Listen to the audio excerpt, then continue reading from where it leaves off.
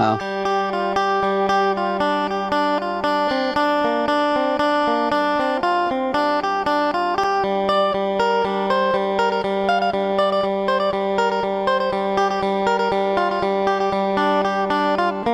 สบายดีพ่อแม่พี่น้อง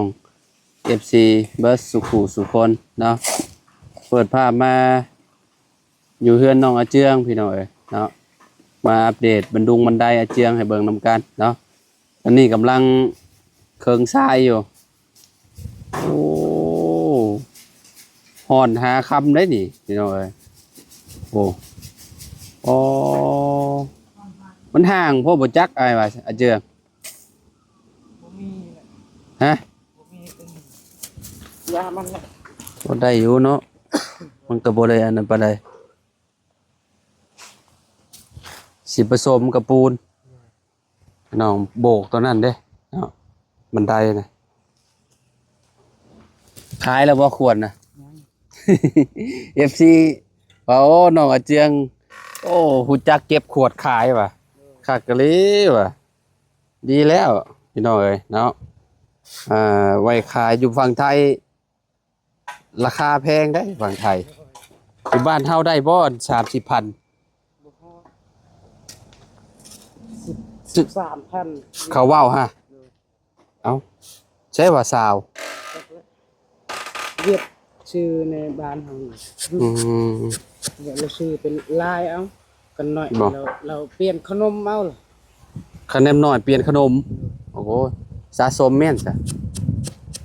เอายังบ่เข้าเอา เอาไว้ขายเอาไว้ขายอันเป็นราคาจะน้อยผสมเมียนอย่างงานข่าวเอ้ยที่เราก็เป็นนี่พี่น้องเอ้ยโอ้เอาเสริมมันกระทิ้งให้อาเจืองก่อนพี่น้องเอ้ยเนาะนี่ของไทยได้นี่ เข้าใจเด้อ โดยคือสิมีแฮงตัวนี้เนาะ ด้วย ตัวนั้นกับตัวนี้ไผคักกว่ากันอันโต150กับตัวนี้ก็บ่เคยกิน สำคัญ นอนรับคือกันบ่อ๋อไปให้ช้างนะจ๊ะ ด้วย เพิ่มตลอดนะช้างนะมื้อนี้ยังบ่ได้เพิ่มบ่จ๊ะเพิ่มกระทิงมื้อนี้เนาะ เอาเลยอันหนึ่งไปเลย ฮะ เอาแล้วอันหนึ่ง มื้อเช้านี่นะอ๋อ เราได้ด่ามา คนเรื่องๆจ้ะได้ครับ ฮะใช่โอ้ เล่นเนี่ย เรียบร้อยแล้วพี่น้องอันนี้เพิ่นติดตั้งอันนี้เนาะลูกติ่งนี่นี่โอ้สวยงามบาดนี้คักลองย่างก่อนค่อยเมื่อวานนี่มันยังบ่แห้งพี่น้องเอ้ยเนาะก็เลยบ่ได้ขึ้นเหยียบซ้ำมื้อนี้โอ้ได้การอยู่ซะบ่ได้สั้นเนาะพอดีงามพี่น้องเอ้ย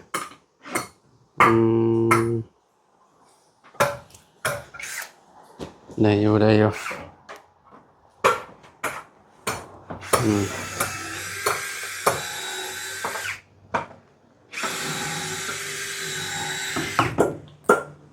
สวยงามเลยบาย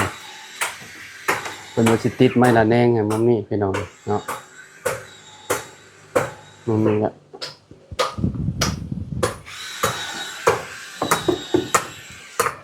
การเลยไป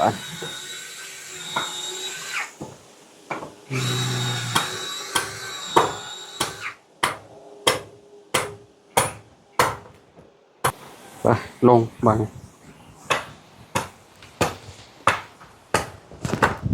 แมลงนี่สิสาบแมลงนี่สาบมันนี่พี่น้อง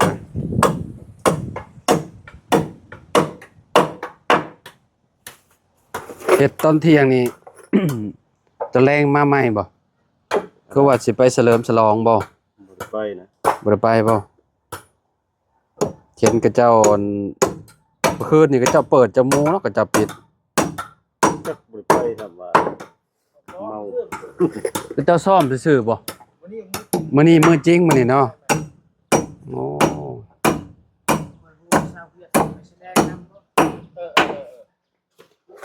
ลาวกับเวียดเหรอวะแสดง เรา เวียด ฮะ ลาว กลัวน้องๆนักเรียนก็ไปพรไปหยังนั่นแหละ แม่นละ ก็ได้ยินอันอารมณ์ดีเราเว้าอยู่ดอกว่า พี่น้องเอ้ยยังมองนี่แหละใกล้ๆบ้านอาเจืองนี่แหละบ้านดง บ้านดงพงไผ่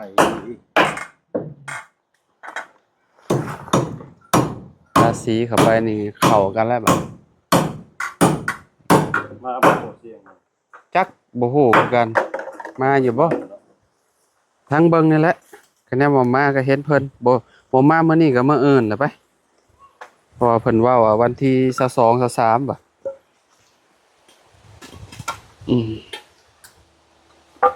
พลักนอนหรอบ่อืม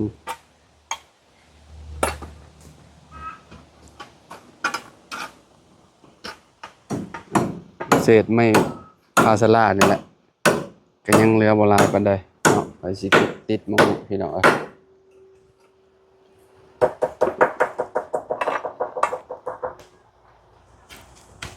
บ่เพิ่งก็มาแล้วเพิ่นออกไปแล้วพี่น้องเอ้ยเพราะว่าตอนนี้นะเหลือแต่เฮากับบ่เพิ่ง2คนจะว่าเพิ่นมื้อแล้วบ่จักมื้อนี้ก็ได้เนาะเลาะเบิ่งหอมๆก่อนจักบาทเทื่อน่ะเจือง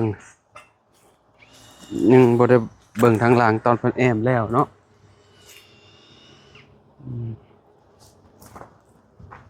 แล้วก็เจ้าปลูกมันรถโป่งบ่แหละ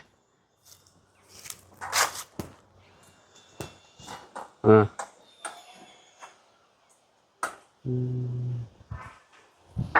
จัดการเลยพี่น้องเอ้ยนี่มาเบิ่งหมู่นี่เนาะ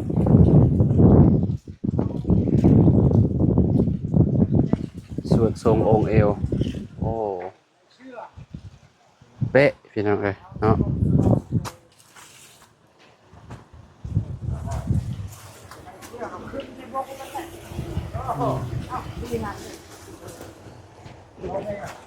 แม่นขึ้นก็เท่านั้นเขาเอา อยู่กล้องตารางนี่เวลาเดือน4เดือน5นี่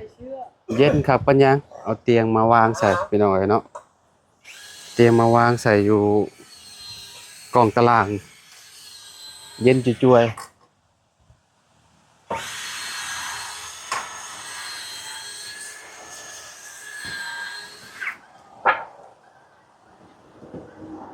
บ้านหลังนี้อยู่แล้วรวย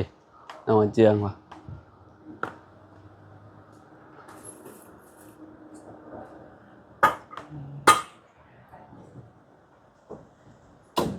เมื่อวานยังบ่ได้ติดน้องพี่น้องเพราะว่า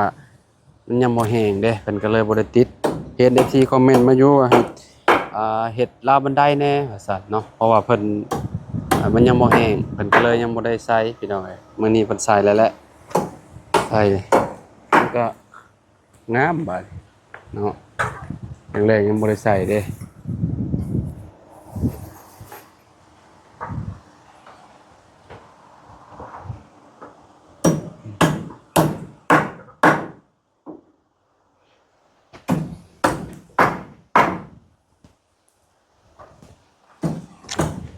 กับลูกชายนอนบ่โลลูกชายนอนบ่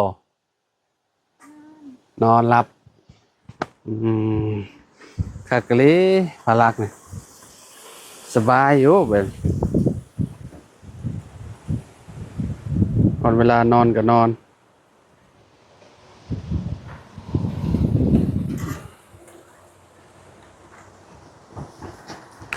ไม่ก็ยังเหลือสำนี่เพิ่นยังไว้กับตัวที่เพิ่นเอามางออกที่ว่าเพิ่นเฮ็ดบันไดหั่นเนาะ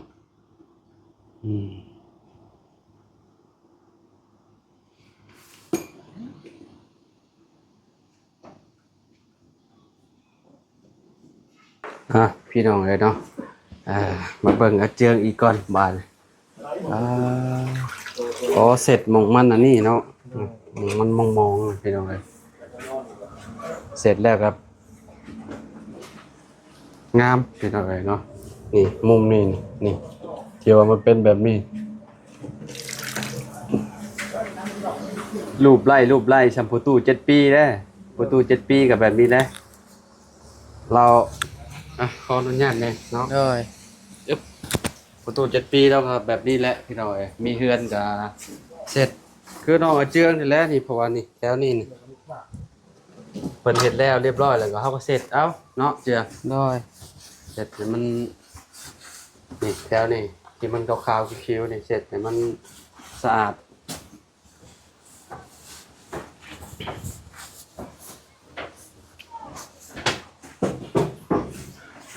ว่าอยู่นี่สามารถแบบเสร็จได้เอานิ้วเทิงได้พี่น้อย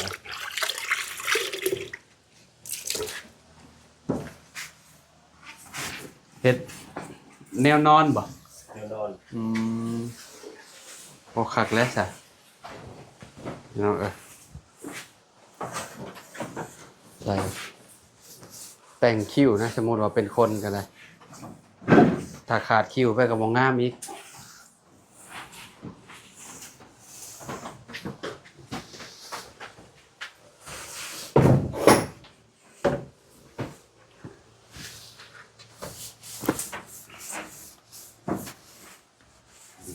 ลูกขึ้นมาจากเทื่อเลย ลูก ลูกชาย ลายเทื่ออยู่ เป็นเนาะโซ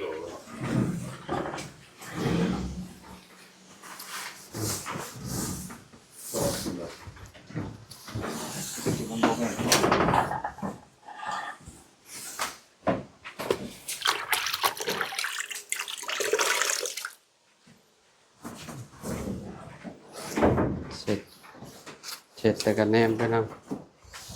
แต่มุมนี้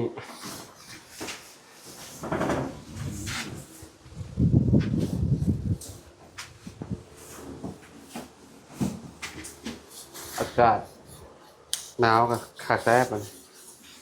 ปิดประตูนี่ก็ห้อนแล้วแหละ 25ได้หรอก โอ้กาให้ผมที่ผม ตรงนั้นเขา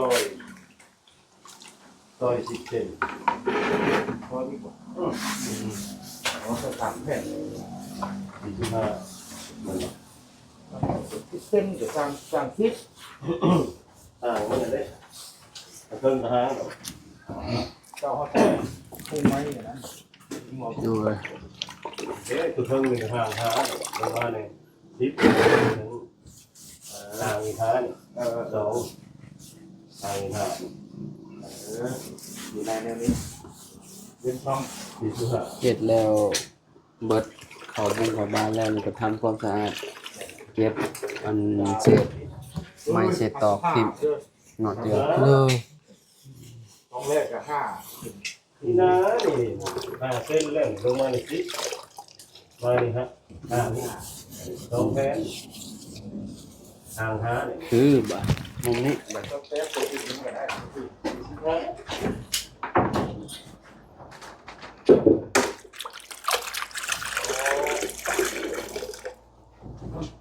ตั้งมันจริงอ่ะ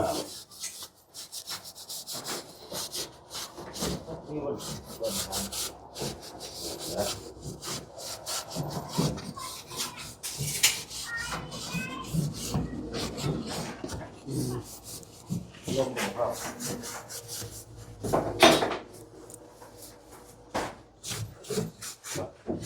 เท้าเชือ คืออยู่บ่ะนี่ได้ เท้าเชือมันยิงผมร้องเพลงมันจะจับไปแล้วนะ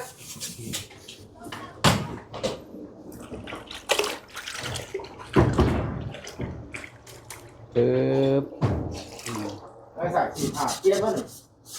เว้นบ่แดง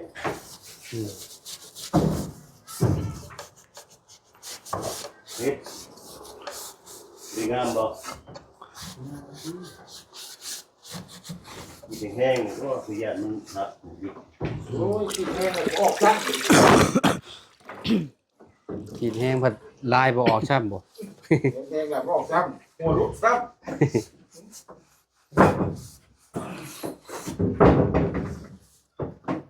ใส่มือคนเอา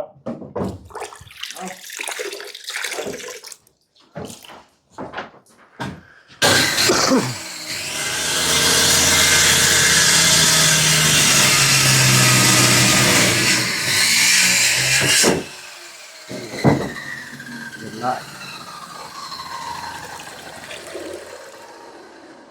ไปแล้วก็ทุกแบบนะ มองบ่เทิงเฮ็ดได้บ่ รถจิ๊กเจาะรถ ขึ้นแหละ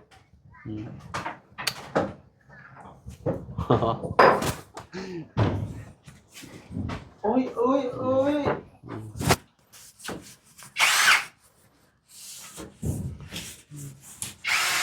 ทำความสะอาดพี่น้องเลยเนาะซอยสร้าง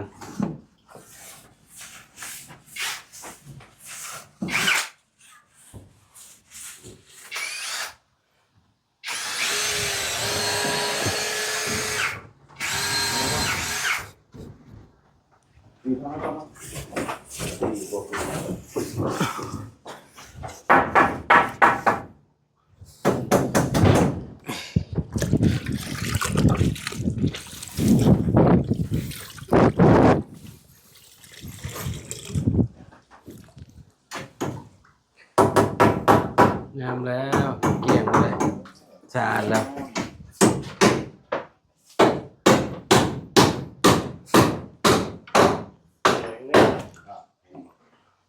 แกงนี่มาเนี่ย ยอมมาบ่แข้งใหม่นะ เจ้าเห็น เสาต้นเสาอะ นอก ตี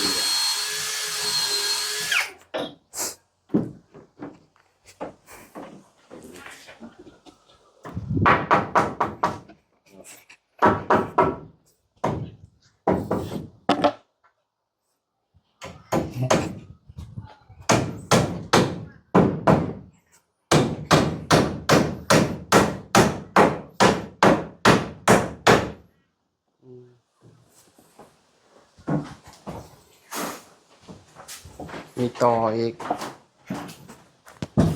ต่อแข่งต่อขา จุก เฮ้ย เฮ้ยพูดเลยมันรวมกันอยู่ในห้างได้สั่งคนนี่ครบหมดแป๊ดแหละนี่นะ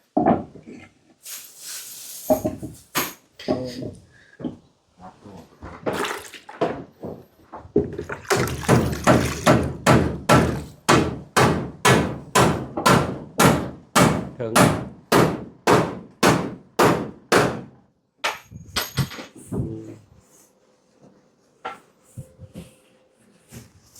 อันนั้นเป๊บเอาแกล็ดนะเจลบี้อันนั้นครับสวรรค์จะใส่แกล็ดมุมหอม ให้มันมอนอืม เป็นบีน้ เลือดพาใส่โกนหัวไว้นะเรามันเจ็บครับช็อกโกแลต ต้องให้มันลื่น ปั่นเครื่องจักรใส่น้ำมันเครื่องอย่างดีๆ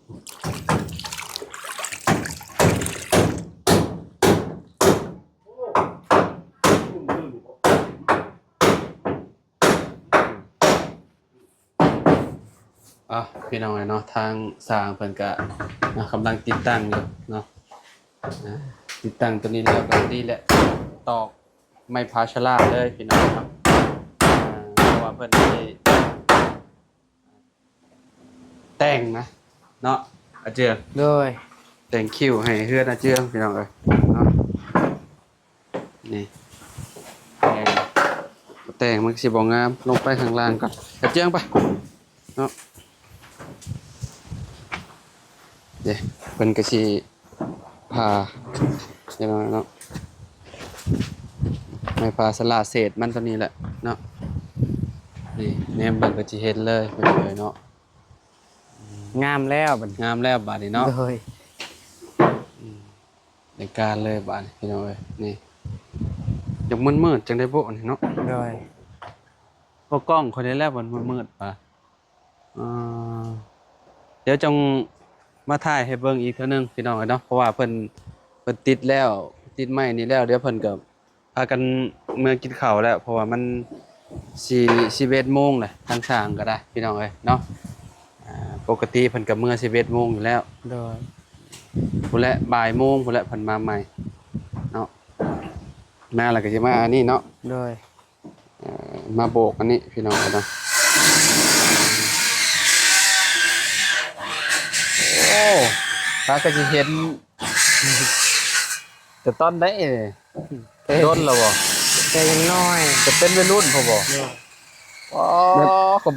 คนหาก็สิเห็นเด้อนี่น่ะ หมูซักให้ อ๋อมีลายได้เอาก็ได้หมู่บ่ซักให้ โดย ความหมายว่าเท่าใดนี่มันยังอันนี้ ใส่ เออแปลว่ายังอันนี้ จ้ะลายเส้น ลายเซ็น โดย อันนี้มาฮักบ่นี่ โดย ซื้อผู้สาวนะนี่น่ะ พ่อแม่ ฮะโอ้มีลายดวงลายดาวได้แล้วก็ได้พี่น้องเอ้ยเนาะ โดย อ่าใส่น้ำหมึกอีหยังเด้นี่เนาะโอ้ภาษา เวียด ภาษาเวียดพุ่นชักแต่เป็นวัยรุ่นพุ่น โดย พี่น้องเอ้ยเนาะมักเนาะห้อยซักเนาะจักก็ได้เนาะ โดย อืมข้อยก็มักคือกัน โดย ข้อยก็มีคือกันข้อยมีแต่บ่หลาย โดย